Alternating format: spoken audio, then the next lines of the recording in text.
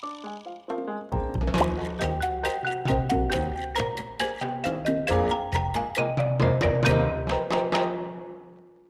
up, y'all? It's your girl Stephanie, and welcome to another episode of Sex Smarts. Today, we will be covering some foods for a healthy and happy vagina. We're gonna be covering some categories of foods, specific foods. I got a couple extra bonuses in there for you, including something that you can ingest to make your vagina smell and taste like a sweet treat. And we will also be covering some things that are not so great for you. So before we get into it, if you haven't already, please make sure to subscribe below. Come join the sisterhood. No matter your true pronoun or gender identity, come join the family. All right, let's get started. Before we really dive in, I wanted to pop water in right at the top because I know that water is not a food, it has no caloric value, but is quite essential to life and also essential to the health of your vagina. If you are dehydrated, then your vagina is dehydrated. It helps keep you lubricated, prevents unusual odors from occurring, and generally it helps boost your energy and your circulation. You just gotta stay hydrated, people. It's very important. I want to give y'all a little rundown on pH very quickly. I'm sure a lot of y'all know all about pH, but I just want to give you a little refresher here. So pH is the measure of how acidic or alkaline a substance is. The scale runs from 0 to 14. Anything below 7 is acidic, and above 7 is considered basic. A normal vaginal pH level is 3.8 to 4.5, but this can vary depending on what stage of life you're in. An acidic vaginal pH is protective. It helps prevent unhealthy bacteria and yeast from multiplying and causing infection. A high vaginal pH, so that is above 4.5, can cause things such as bacterial vaginosis, which is a bacterial overgrowth condition. This can cause things such as a fishy smell. It can cause unusual white or yellow or gray discharge. It can cause vaginal itching and also burning while you pee. And there are just a variety of things that will change the pH of your vagina, including unprotected sex because semen is alkaline, which encourages the growth of certain bacteria. Antibiotics, because antibiotics not only kill the bad bacteria, but the good. Douching, I don't know anybody who douches. I had to look this up because I really actually had to look up what douching entailed. So I have it here, but it says about 20% of women regularly wash out their vaginas, which you don't gotta do it, or not you don't gotta do it, you shouldn't do it. Do not douche, please. I didn't know that douching is washing out your vagina with a mixture of water and vinegar, baking soda, or iodine.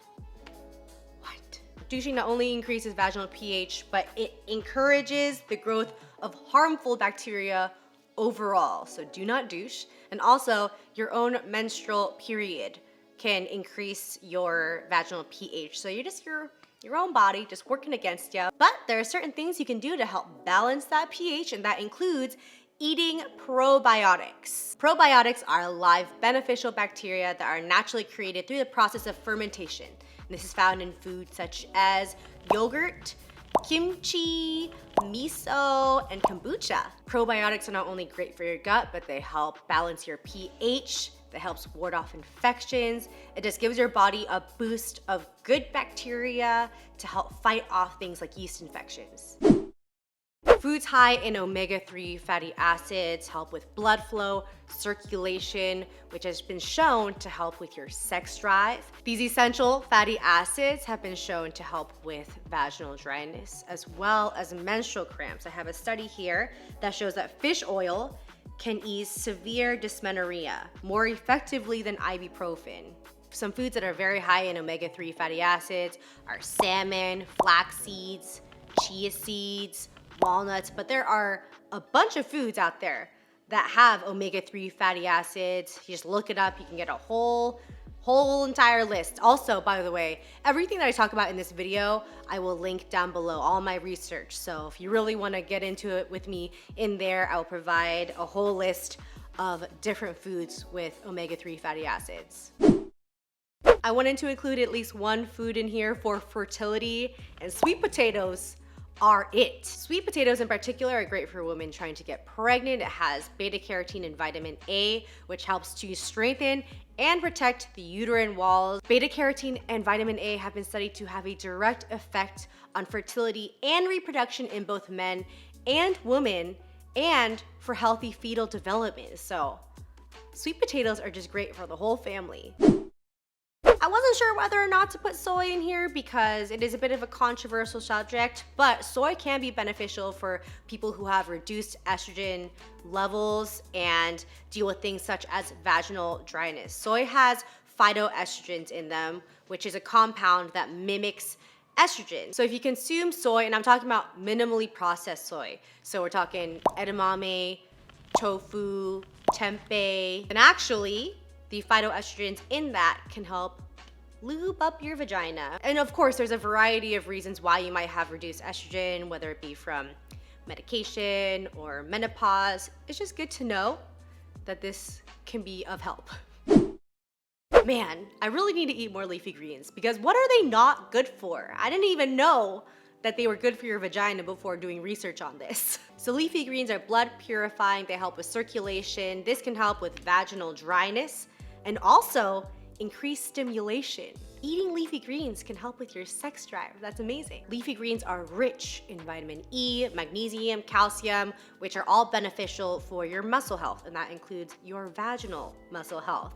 So some leafy greens that you should look out for are kale, collard greens, spinach, chard. I love rainbow chard. Does rainbow chard? Yeah, rainbow chard counts. Just try and eat your greens. I eat them in very sneaky ways, like I'll add them into my smoothies in the morning. You can stuff a lot of spinach or kale into a smoothie and not really taste it at all. I'll do like a good huge handful of either of those things. I also love making soups, and especially chard. That's where I also stuff, like I'll get 2 bundles of chard. And I'm talking about like a big pot of soup though that will last over many, many meals. But 2 big bundles of chard go into that soup and it's so delicious. So just add those greens into your diet.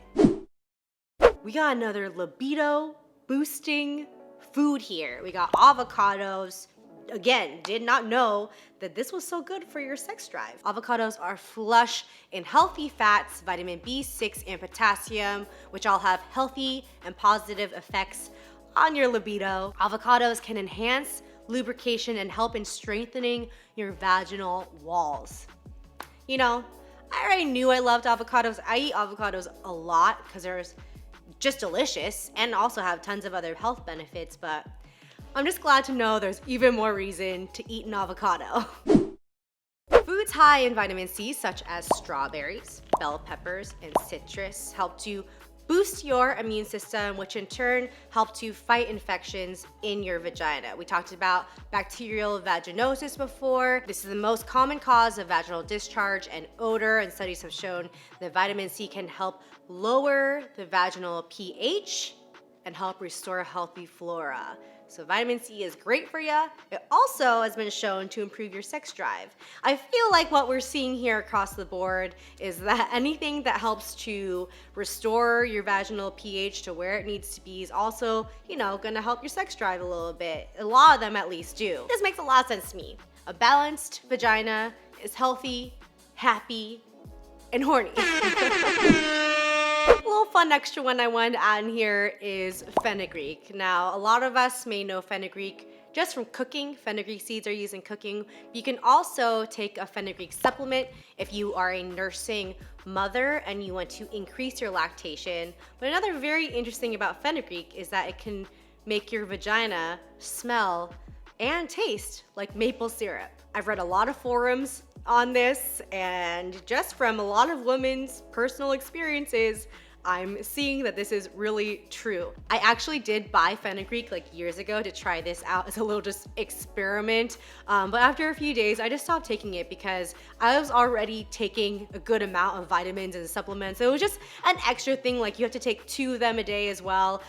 So I just stopped. I should have just continued. I want to see if it would really give me the results.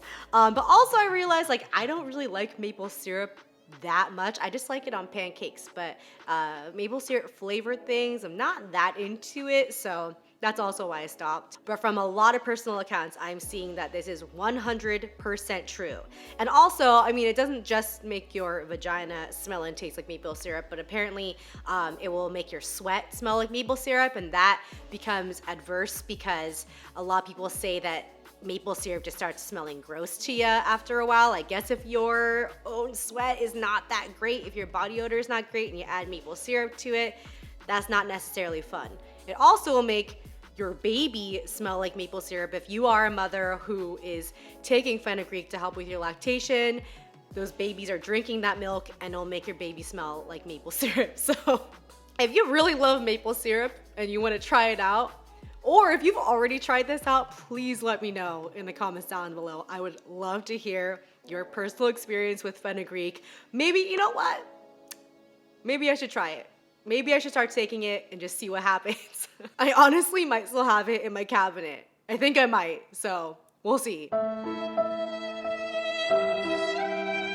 Let's go over some foods that are not good for your vagina. And I'm just going over a few here. I'm sure there are a lot more than this that I'm not covering. Just like, you know, there are definitely a lot more good foods for your vagina that I didn't cover. Those are the ones just kind of like, I guess, relate to me and seem reasonable in my life. But yeah, let's go over some foods that are not great. So first of all, we got processed foods. Processed foods depress your immune system, which allow harmful bacteria to populate. This can lead to bacterial vaginosis, yeast infections, pain during sex, vaginal dryness, UTIs, just generally not great. You know, I definitely eat some processed foods sometimes. I've been really cooking a lot more for myself. I've been using my Instant Pot, you know, so I've been eating a lot less processed foods, I think, than I have in the past. I feel a change in my body. Like, I feel like, first of all, I've been losing a little bit of weight for sure. But also I just feel like my body I just feel healthier and happier. I'm not having as many issues in my vagina. Because the thing is, I am quite sensitive. Like, I know a lot of people can just eat anything and it doesn't really affect their bodies that much, or it doesn't affect their vagina that much. I know that when I am dehydrated, when I've been eating crappy foods, it will 100% affect my vaginal health. So I'm trying to be more careful about that. I think just in general, when you're leading a healthier lifestyle, eating those leafy greens, then your vagina will be much happier. Oh, here's another thing that I think was really affecting my vagina before. One of the things to avoid is too much sugar. In this study, it says it can damage or kill the important vaginal bacteria, lactobacilli, I think. Sugar is the opposite of a probiotic. The bacterial imbalance can lead to yeast infections, soreness, and irritations.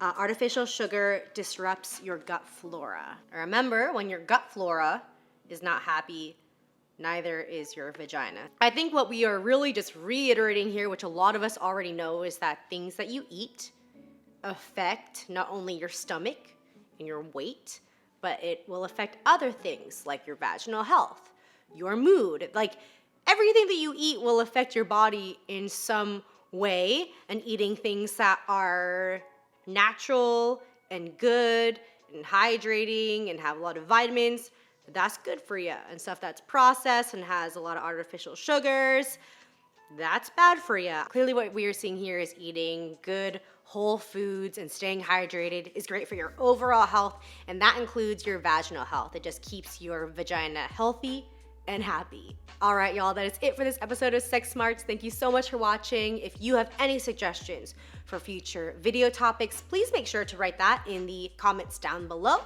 If you haven't yet, please make sure to subscribe below. Come join the sisterhood. I love y'all, and I'll see you in the next video. Bye.